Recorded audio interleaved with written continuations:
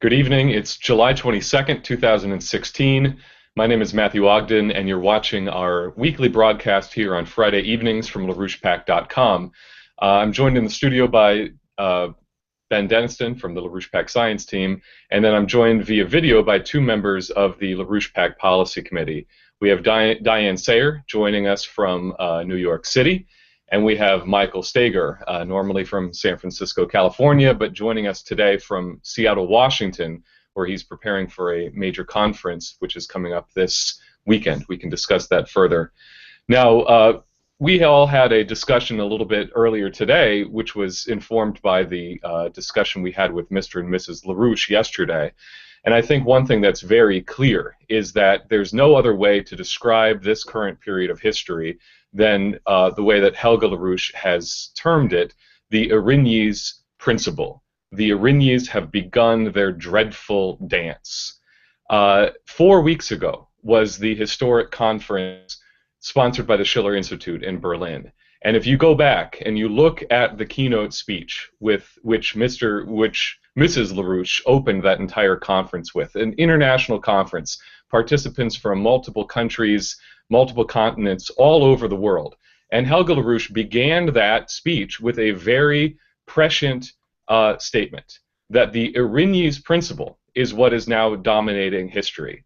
That conference happened right on the heels of the Brexit vote, and since the Brexit vote happened, which was a shock to everybody, nobody saw this coming, history has taken on a tempo, a rhythm, which has moved increasingly rapidly since that time, very clearly in the direction of a total breakdown of the transatlantic system. Not just the transatlantic financial system, although that's a major part of it, but the transatlantic political system and the transatlantic social system. What Helga LaRouche termed the Arigny's principle, which is a reference to a very chilling poem, a very beautiful but chilling poem by Friedrich Schiller, is also what you can term the nemesis principle. And if you look over the last 4 weeks, I think that nemesis is now the principle which is dominating the course of history. The Chilcot Report has been released, an indictment of Tony Blair, George Bush, Dick Cheney for aggressive war, a real crime under international law.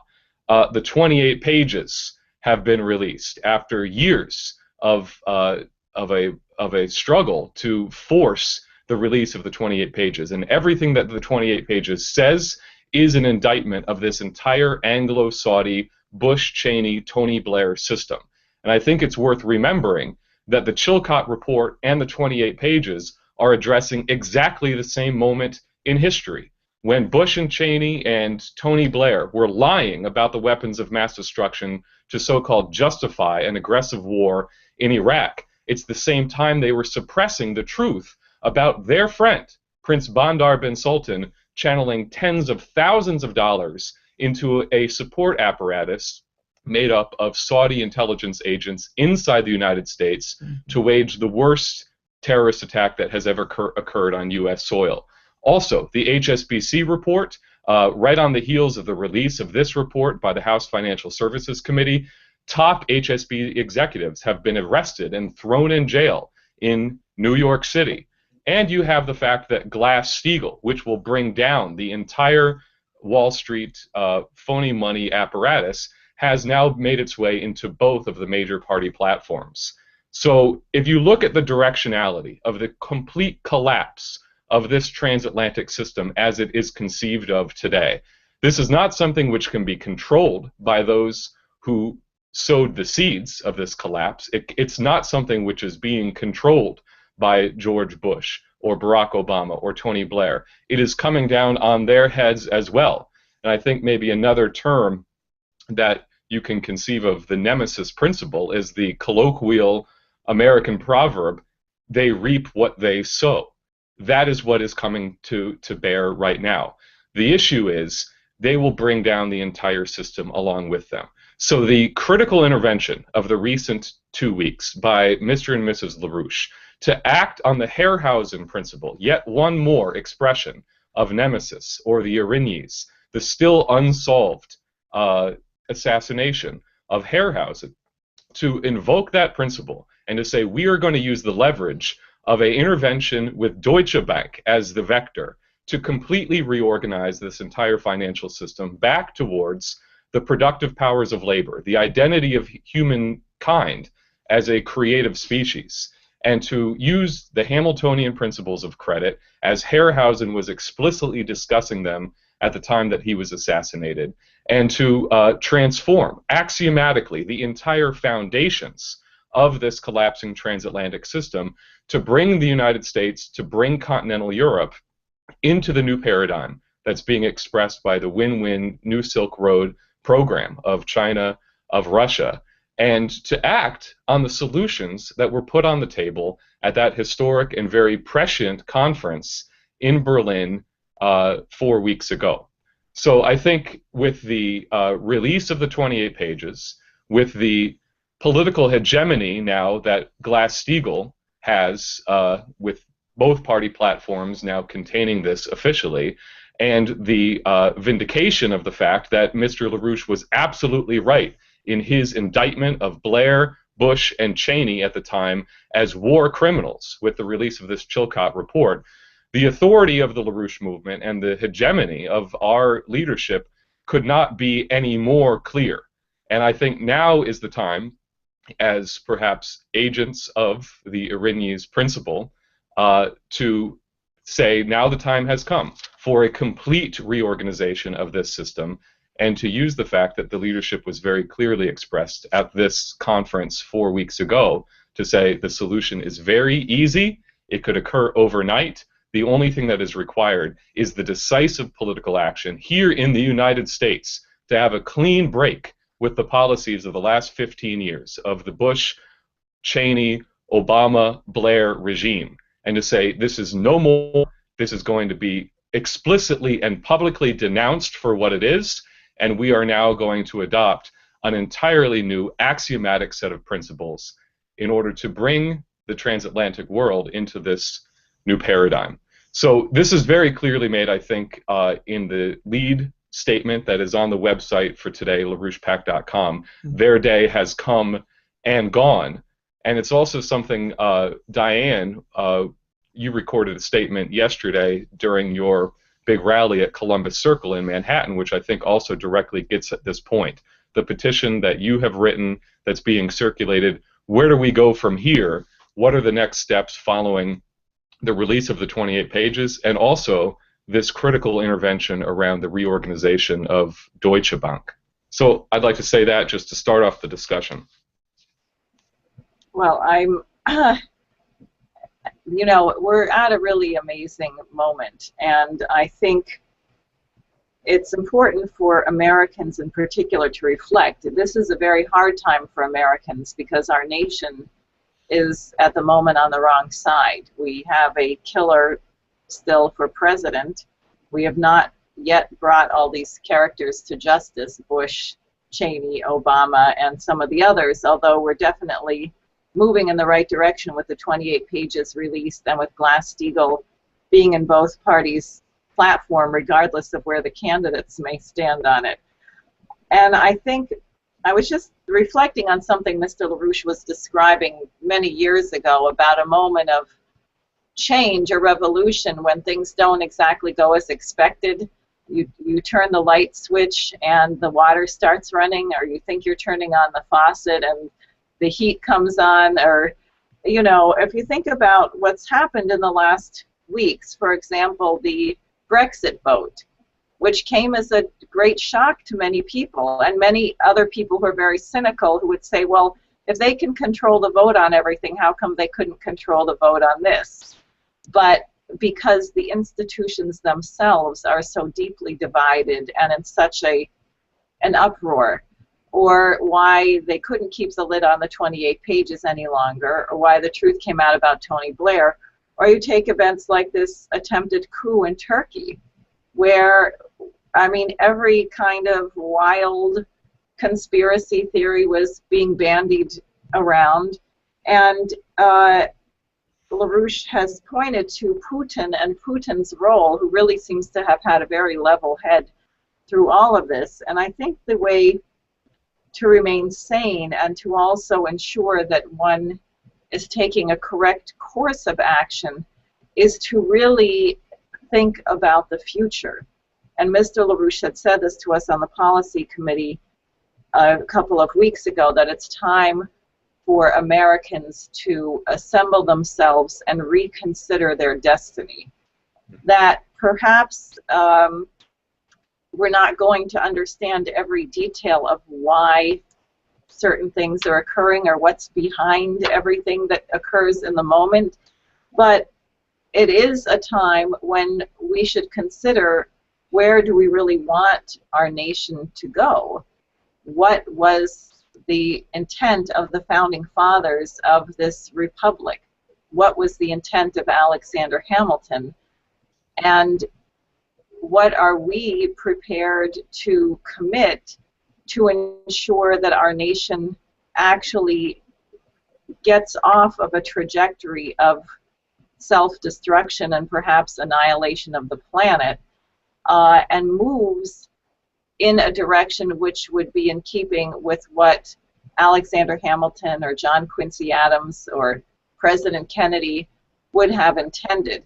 And I think this is very personal. I also think it's very important because you had another one of these, mass shootings today in Munich, Germany, and so people tend to get unnerved, or they say things that are criminally insane, like this is the new normal. We just have to get used to it and expect that anytime you go to a public place, someone might have a bomb or start shooting people.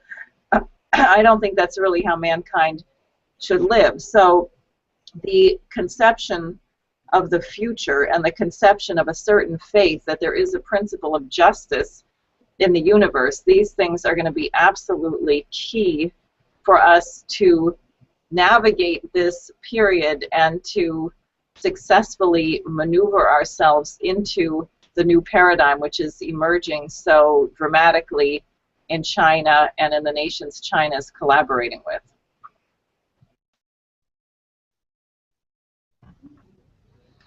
Well, I think, in that context, both the 28 pages and the Glass-Steagall fight that we've been waging now, in some cases over a decade, really in both cases, a mobilization of the political process in the United States. It reminds me of a similar intervention we made in 2004, 2005, specifically on the question of Franklin Roosevelt's legacy.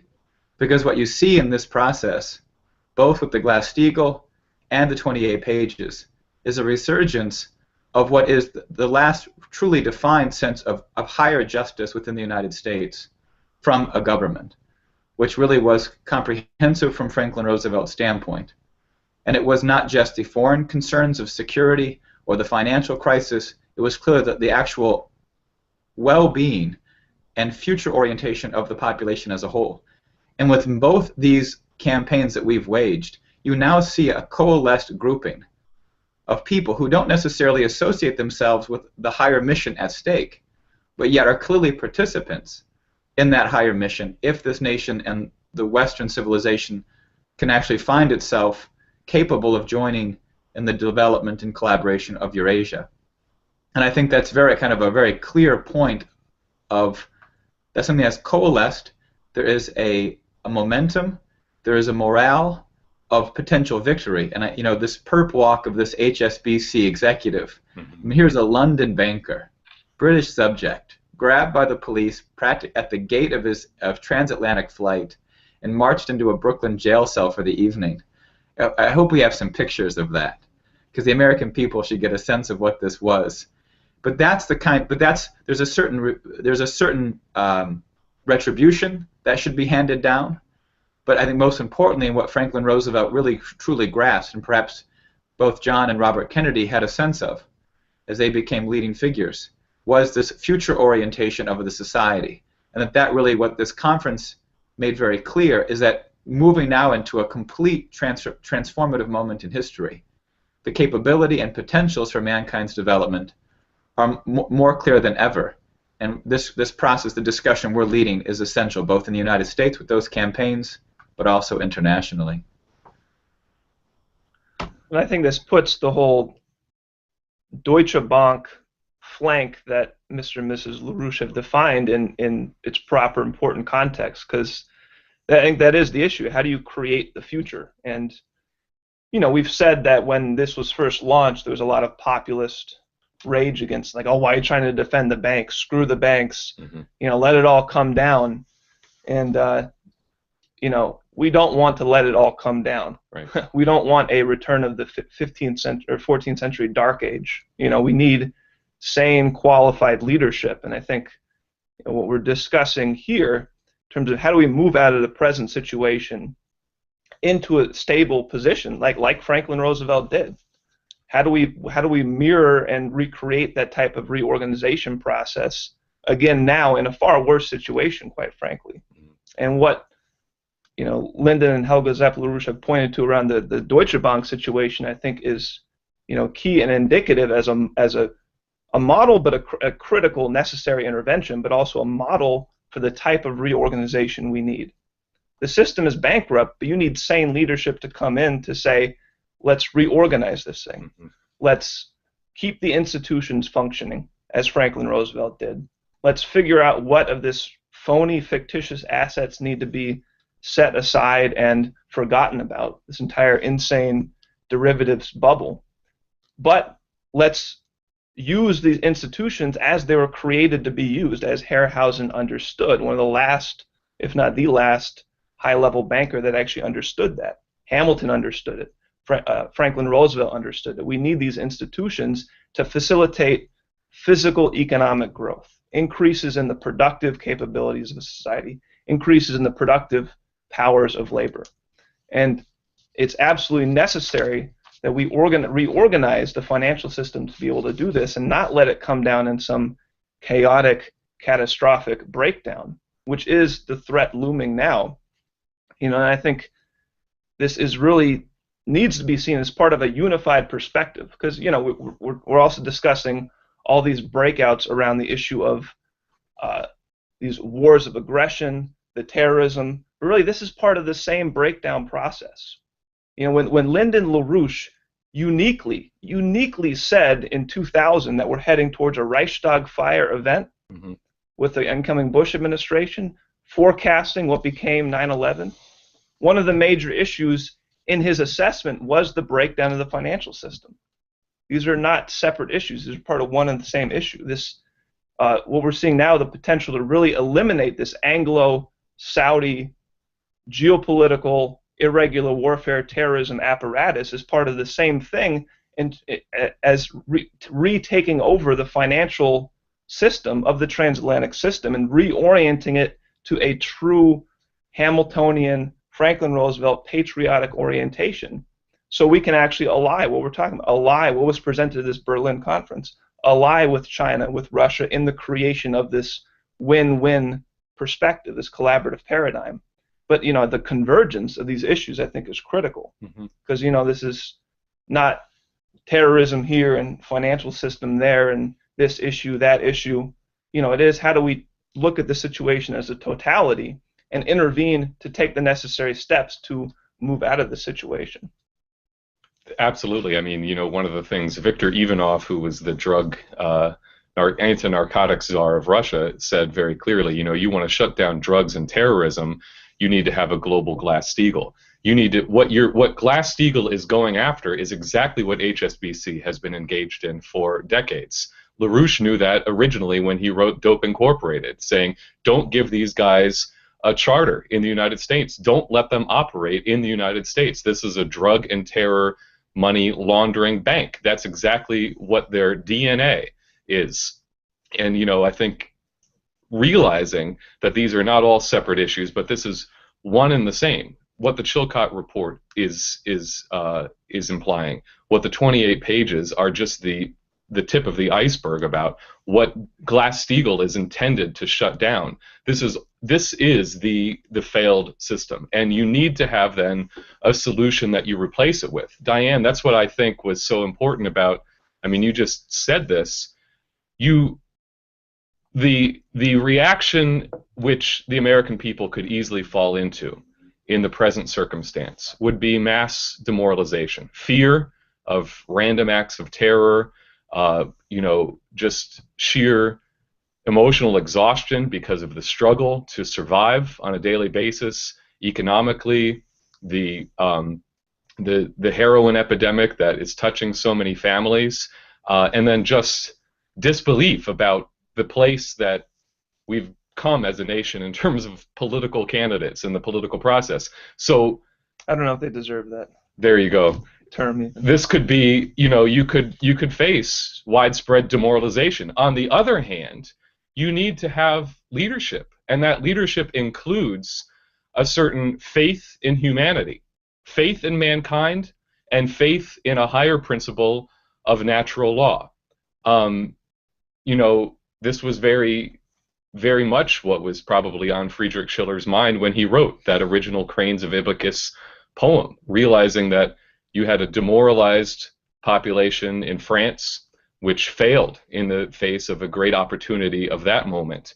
And this was the circumstances in which Helga LaRouche has raised this continually over the years. The collapse of the Soviet Union in 1989, the great opportunity that was presented there, the great opportunity that we have in front of us now.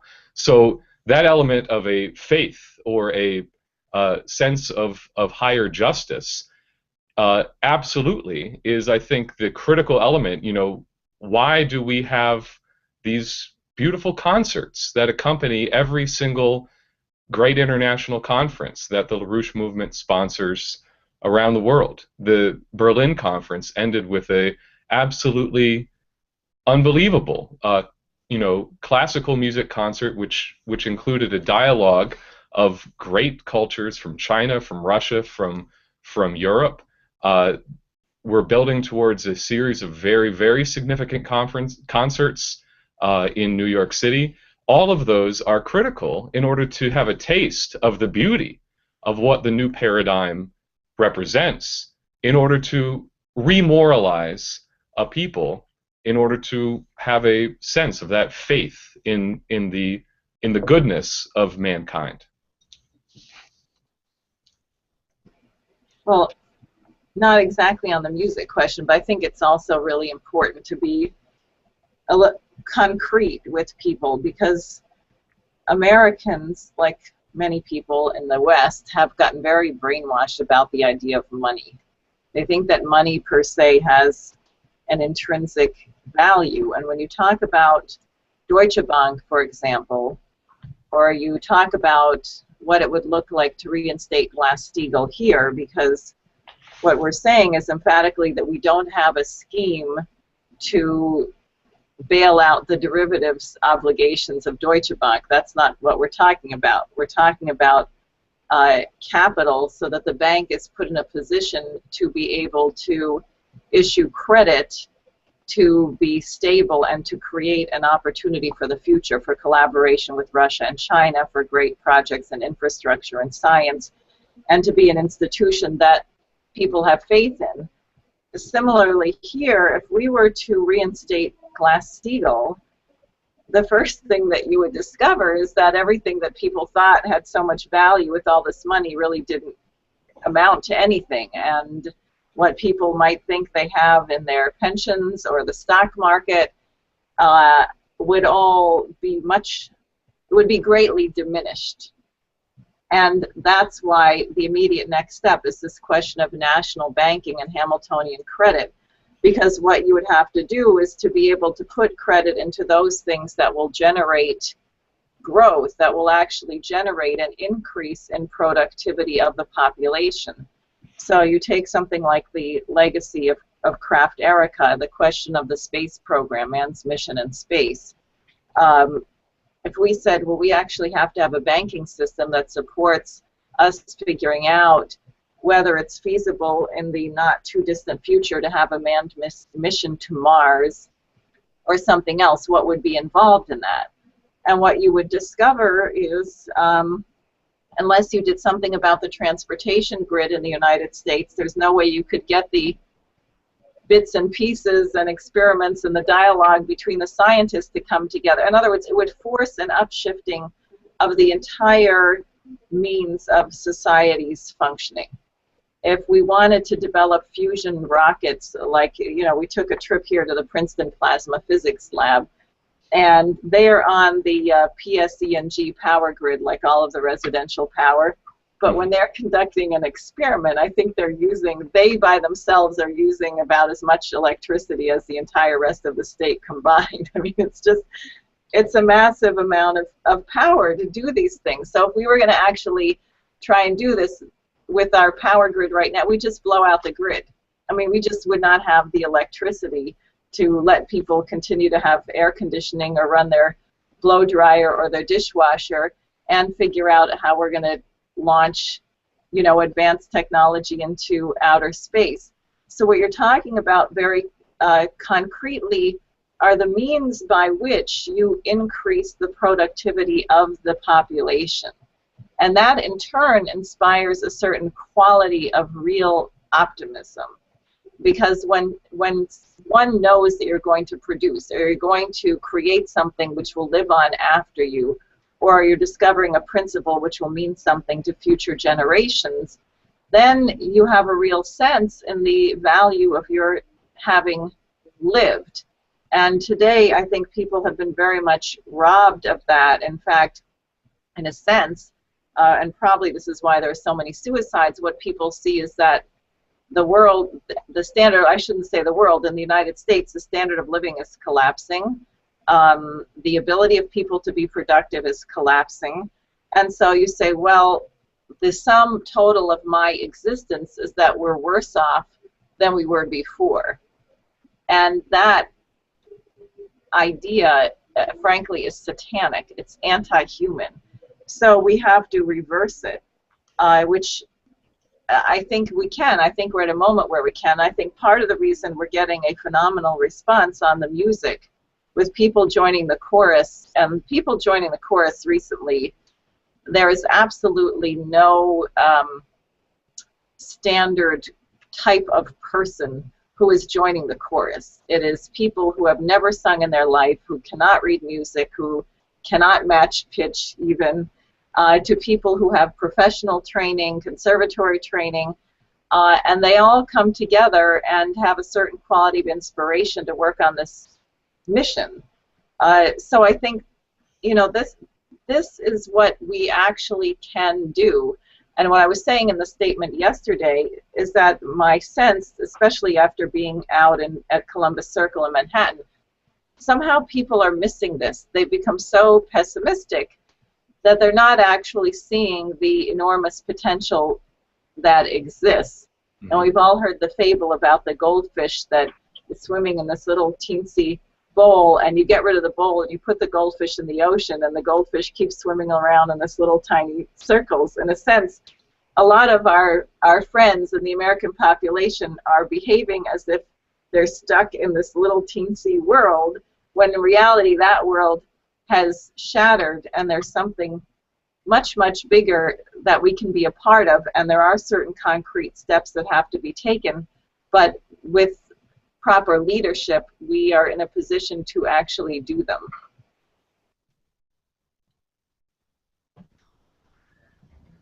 Yeah, I just wanted to respond to one thing that you brought up right in the beginning there about there needs to be a concrete approach to changing people's concept of economics. This is absolutely the Franklin Roosevelt element, but he was explicit. He said, no longer is it the effervescent pursuit of profits, but it's the thrill of creative effort. And the paradigm shift between what came before Roosevelt and what he ushered in on the day of his inauguration was driven by that principle, the Hamiltonian principle, driven by the idea that there's a concept of the productive powers of the human species, which is a completely different measurement than what you think of when you talk about money. This is, I think, gets at the root of what we've been discussing over the last few weeks with this Harryhausen legacy. It's not coincidental that at the same time that Mr. LaRouche was making his 1988 speech at the Kempinski Hotel forecasting the collapse of the Soviet Union and the reuniting of Germany, which, I mean, frankly came as much of a surprise as the Brexit vote, right? Whoever thought that Europe would just be completely disintegrated the day before that happened? And even as the vote tallies were coming in, it was the same kind of nobody saw it coming sort of moment. But it's not a coincidence that at the same time that was occurring, you had Alfred Herrhausen, who was experiencing himself a sort of transformational change in his understanding of what really drives economics in the first place. I was reading some of the writings that were published in English, and one speech that he delivered just shortly before his assassination, I think, begins in a fascinating way, showing you that he uniquely was ready to reconsider the entire axiomatic foundation of what the post-war Bretton Woods system was based on, understanding that it was driving itself towards a breakdown crisis. This is just the beginning of what he said. The speech was called "The Time is Ripe." So he began by saying, the time is ripe for a new and broader approach to resolving the international debt crisis, with which major parts of the world have been concerned since 1982. And this new approach must take into account the meanwhile changed nature of the problem and be based upon the structure of the realities now confronting the several participants in their various roles. This applies to creditors, debtors, governments, and to the Bretton Woods institutions, the World Bank and the International Monetary Fund. And then he goes on to discuss his proposal for either a moratorium or a complete writing off of the debt of the Third World, and a new idea of directed credit towards the industrialization of Poland and Eastern Europe. This is the kind of Damascus Road conversion, or you could say Herrhausen moment, that we need to inspire among similar leading layers in our society today, to realize this thing is gone. There is no saving the system in its current form. You can no longer put band-aids and piecemeal solutions. You need to reconsider. The time is ripe for reconsidering the entire idea of what we had previously considered the axioms of this system. And so, in the same way, I think that the 28 pages, the Glass-Steagall fight, the Chilcot inquiry, these similar threads, we also need to have a victory moment on this idea of the Hamilton principle and the creativity of mankind as the true measurement of economic value. I would just, again, reference people to Mr. LaRouche's 4 Laws document, which he'd issued, I think, 2 years ago now, but we refeatured in the context of these developments of recent weeks. I mean, it's a very concise but very dense presentation of exactly this issue, and I think that, for our situation in the United States, that still stands as the essential policy document to complement what needs to happen in Europe around Deutsche Bank, around the breakdown over there and the intervention needed, to complement with that with actions in the United States. Glass-Steagall being part of the party platforms is a good step, but as you're saying, it is just stopping the bleeding. Right. And if we don't actually move with the full credit system and the reorganization of the banking system as a whole, and actual knowledge of where to invest this credit, it's going to take serious work to, after decades of a post-industrial, post-productive, increasingly insane economy, to actually begin to rebuild a productive base again. And this is going to be a serious program that's going to be required. And Mr. LaRouche's document there, I think, is the hallmark, is the reference point that people should be looking to. And obviously we have it linked here in the description to this video. That should be circulated, read, and studied and understood in detail, because that is our roadmap at this point for this full recovery program. Centered around a unified conception unique to Mr. LaRouche about the real science of human growth, human progress, human creativity. And I think, his work is essential at this point to overcome the deep depths of the crisis we face in the United States. We need an even better insight into the science of human economic progress that he's provided with his work. I met a woman yesterday in the organizing who said, well, what do you mean Glass-Steagall? I mean, can't we just do more on Deutsche Bank? She said, we can just do more quantitative easing. I mean, that's what they've been doing. You just issue the money, you issue the liquidity to cover their obligations. And she was serious, so it does show the kind of job we have to do. Yeah, it worked great for Germany in the 1920s, right? Well, that's the thing too. I mean, the Americans have such a small view of history, so much of the here and now, and Helga has raised this as a subjective factor. But so few Americans actually have a broader scope of what we're confronting. I mean, what's brought to mind is Lynn's often reference to the Bertrand Russell dominance of this last century. I mean, I think most Americans don't really conceive, and I think Alfred Herrhausen, understood this problem, was that Germany had never ever had a chance to fully embrace itself as a unified country oriented towards this level of scientific advancement. I mean, there were apparently at the major event after the Napoleonic Wars, it was decided Germany would not be able to become a nation, as Italy would not be able to. That there was an intent to not let these nations or these people become sovereign, unified countries. And it was only unified in the late 19th century. And what follows then is Germany's basically manipulated into a perpetual state of war, of World War I, World War II, and then obviously the dominance of the Cold War, all of which was a cultural outlook governed by the Bertrand Russell outlook of a satanic view of man. And Herrhausen saw with a sense of optimism a sense to break from that. And I think that's what's really missing in the American people today. The striking nature of the moment we're in. You know, and Diane, you raised this question of how do the people respond? How do you mobilize the population? Well, for too many people, they're waiting. They're waiting for someone, or I'll move one. I'll prove it. I'll know it when I see it. Kind of quality, just a lack of real understanding. But you know, probably the best expression of this in history, and thinking of the various moments when there has been major upheavals, is really the American Revolution. And the unique action by George Washington at that point to clearly define a period, a perspective of commitment, of his own identity, his own fortune, his own honor, his own life, but really to shape a historical period. And that really brought into bear Hamilton's policies and the whole orientation of the United States in terms of development. But the best way to move people is not to see when they're going to move, but to begin to move with a very clear campaign of what we intend to build and construct. And that really the basis of Franklin Roosevelt, but really a much more advanced conception today because of the space program, because of what's developed. But we're really at a moment of history where action of a quality of leadership is required. And I think that, you know, to the extent we can make that clear, the greater chance we have of being successful.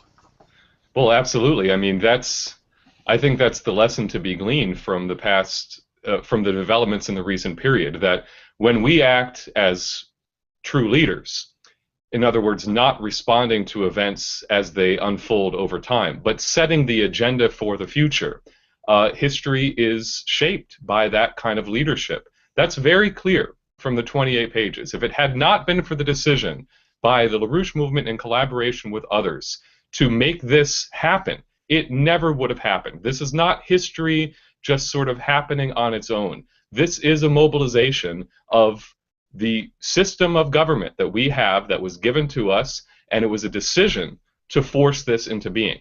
If we had not decided that we were going to force Glass-Steagall onto the agenda and say this is the defining issue, that never would have happened. And I think you can go back even further and realize that what's happening now in China and the allied countries of China with the adoption by the most populous country on the planet of the new Silk Road, the Maritime Silk Road, this entire new paradigm of Eurasian development directly came out of a decision that was made in the aftermath of the collapse of the Soviet Union by Lyndon and Helga LaRouche to say, we are going to use this opportunity to put on the agenda what the future must become. The productive triangle, the alliance between Russia, India, and China as the three great powers of Eurasia, and the campaign to bring Germany, to bring the rest of Europe into that. That is now reality. That was the future.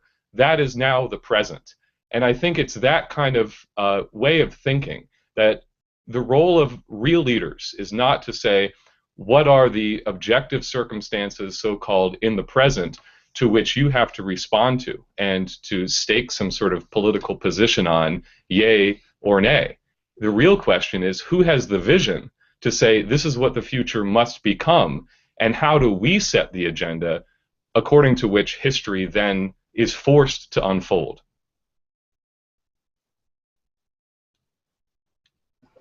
And I think one thing that, as Michael and I were discussing earlier, that would shift things dramatically is if Americans would stop pretending that President Obama has any legitimacy in the White House and doesn't actually belong behind bars for the crimes that he's committed.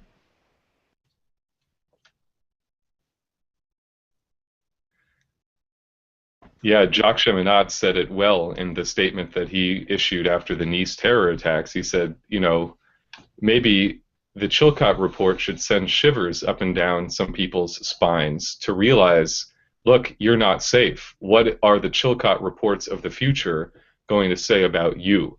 The people who have been defending the terrorist networks in Syria, al-Nusra, to overthrow the Assad regime, those who worked with Prince Bandar and the rest of the Saudi regime, the people who set up al-Yamama in the first place.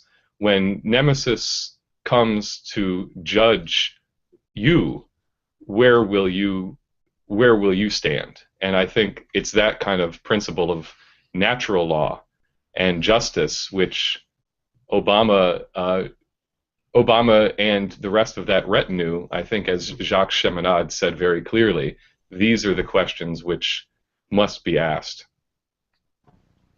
Well, I think there's a certain lady in France who's facing a certain threat of that at this moment. The director of the IMF now faces prosecution, corruption. So this process is unfolding. I think the reality of it is, I think most Americans know Obama is probably one of the most evil and satanic people on the planet today. And the question is not, is he that, but is justice actually possible? And I think what we've entered into is a period of time where those things which people thought were impossible have now become possible. The question is, are they up to the task of acting upon that? And that really seems to be the characteristic. We could have a major break on Obama. And though some people may say, based on presidential election time frames, what difference would it make? Clearly, at this kind of moment in history, a very, very clear and decisive act against the president to expose his crimes. This is the president, by the way, who lauded himself on returning the United States to international law. And it's just been made very clear by a massacre in Syria by U.S. bombing which violates international law and the Syrian sovereignty, that this administration is building, the case is building to bring down Obama. And I think there's probably a little bit of concern in the White House that things might be changing. And I think the question is there the guts and courage to act upon it? Like our friends on the 28 pages, are we willing to pull a Gravel and really take on the real moment in history?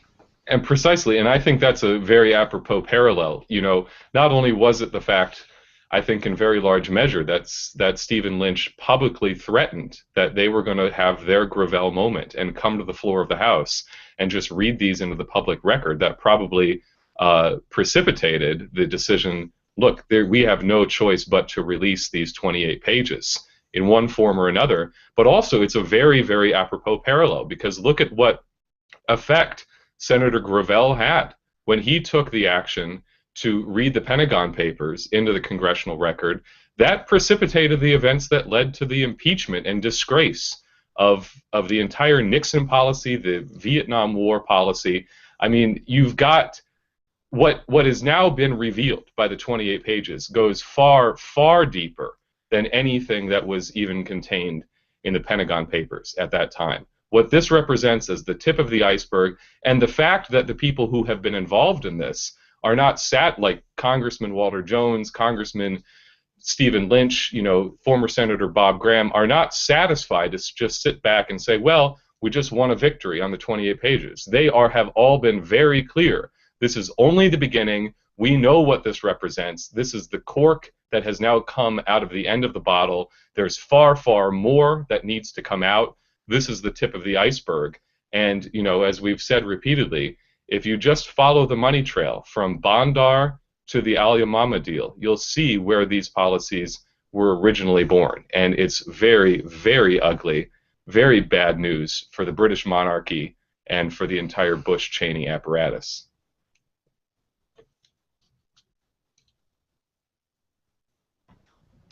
Well, there's no envy of Obama here. Michael, maybe you want to say a little bit about this event that you are going to be involved in this weekend in Seattle? Yeah, well, I think it's indicative. We've got an event tomorrow in Linwood, near the Seattle area at the convention center there, and then another event in Bellevue on Sunday. And what we're seeing is an increasing integration between our activity and institutions who are looking to collaborate on Russia and China's intervention today, and specifically on this economic perspective, because what's driving this entire process, this higher question of justice beyond the retribution, is really mankind's great potential for development. The space exploration question probably best qualifying the real nature of mankind's potential and orientation. But you see that orientation coming from China probably most and best of all. And then, of course, the collaboration with Russia. So there are Russian and Chinese networks throughout the West Coast, both in Seattle and San Francisco and in Los Angeles, who we find increasingly working with us. And so there's going to be a collaboration on Saturday, hosted by Dave Christie, the policy committee member here from Seattle, along with people like Mike Billington of the EIR staff, a number of speakers from the Chinese American community, nuclear engineers, aerospace engineers from Boeing, people involved in U.S.-China investment capabilities, the Russian perspective, and then something similar in Bellevue with the Bellevue Chinese Chamber of Commerce on Sunday.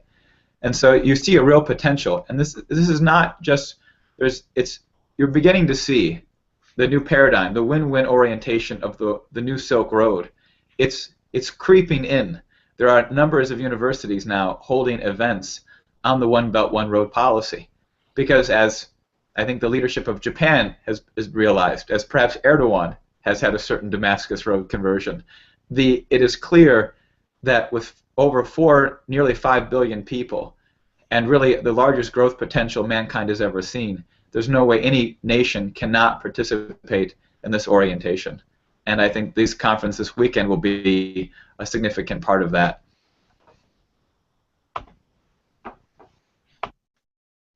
Great. Well, I think we'll definitely have some coverage of that, if not some actual video that people can watch.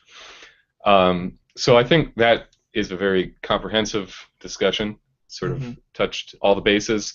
I would emphasize that Mr. LaRouche's initiative and Helga LaRouche's initiative on this Deutsche Bank remains a forefront item of mobilization. And I think people need to take what has been said here and to develop that in terms of, communicating the credit principle as the foundation for an entirely new paradigm. So we will continue to provide material on that. And I think what comes out of this conference in Seattle this weekend, I think will also make that increasingly clear. So I'd like to thank all of you for watching. Again, ask everybody who is viewing this to please subscribe to the LaRouchePAC YouTube channel. This is LaRouchePAC Live, and we have live broadcasts many times a week, so you'll be sure never to miss one of these live broadcasts. And please also subscribe to the daily email if you haven't already. You can get the LaRouchePAC lead directly to your inbox every single day. So thanks a lot for watching, and please stay tuned to LaRouchePAC.com, and good night.